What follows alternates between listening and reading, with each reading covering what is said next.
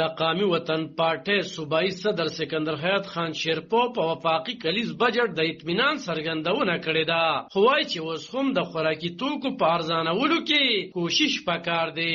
نوموړي وویل چې د پښتونخوا صوبه تحریک انصاف په 9 کال حکومت کې تباهۍ په لور ولاړه وه، خو د مرکزي حکومت باوجود یې خو خپل حقونه صوبې ته راونړل.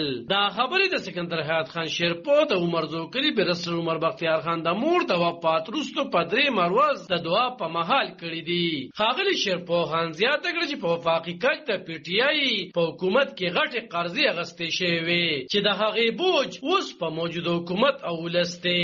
وایي چې په بجټ کې تنخواګانې زیاتول او کروندګرو ته ریلیف ورکول ښه خبره ده، خو د نور کار هم ضرورت دی.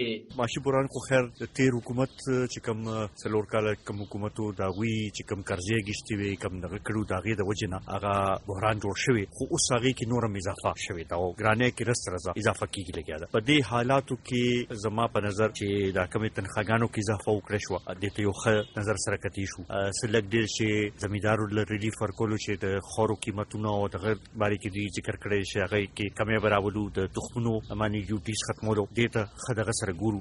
موږ اوس هم درخواست دی د مرکزي حکومت نه چې پکار دی چې دوی د غریبانو د مشکلاتو ته وګوري او ګرانۍ کې نور هم کمۍ راوستلو کوشش وکړي. دغه شانتې پټرولیم کم پروډکټس چې دي، پټرول ډیزل قیمتونو کې کمۍ راوستلی شي چې هغه راشي چې دې سره لږ خلکو ته ریلیف ملو شي. زموږ صوبایي حکومت چې د میاشت اخر راشي نو په دې سوچ باندې ناست چې دا تنخواګانې به د کم ځای نه ورکوو. عجیبه پوزیشن دی او بیا خصوصا په مرکز سره زموږ ډېر مسلې دي. په دې 9 کالو کې خو هغه کې څه هېڅ قسمه پیشرفتونه شو. زموږ اوس دا تمه ده چې کوم اتحادي حکومت دی چې دوی به دې طرف ته توجه ورکوي به او د صوبې د مشکلاتو کې به کمۍ راولي. تېر ځل هم چې کله موږ وزیر اعظم سره ملو شو نو موږ هم دا ریکویسټ یې کړو او د هغې نه پس زما خیال څه لږې ډېرې پیسې صوبې ته ریلیز هم شوې، خو مزید هم دې کې دغه کولو ضرورت دی ځکه چې زموږ د بجلۍ په نیټ هایډل پروفټس وایي هغې کې زموږ مرکز ته پیسې جوړېږي. دغه شانتې آیل اینډ ګیس سیکټر کې چې دی زموږ پیسې مرکز ته جوړېږي. نور هم داسې یو څو ایشوز دي چې هغې کې مرکز د طرفه چې کوم ته دغه ملو شي نو دا صوبه په خپل وسایلو باندې خپل خپو باندې ودرېدی شي. ښکاري داسې چې دا کیس اډو بیلډ شوی نه دی او کوم دغه چې په کارو چې دي رول پلی کړی وي رول یې نه دی پلی کړی. اوس دا تمه لرو چې دا خبره دې اوچته کړی شي صحیح صوبایي حکومت هم دې کې دغه وکړي او زموږ طرف نه هم پرې پوره ورسره سپورټ به وي ځکه چې دا صوبه زموږ ټولو مشترکه صوبه ده او د دې مسایل چې دي دا زموږ مشترکه مسایل دي. هغه زیاته کړه چې تحریک انصاف د صوبې په 9 کال حکومت کې د وفاق نه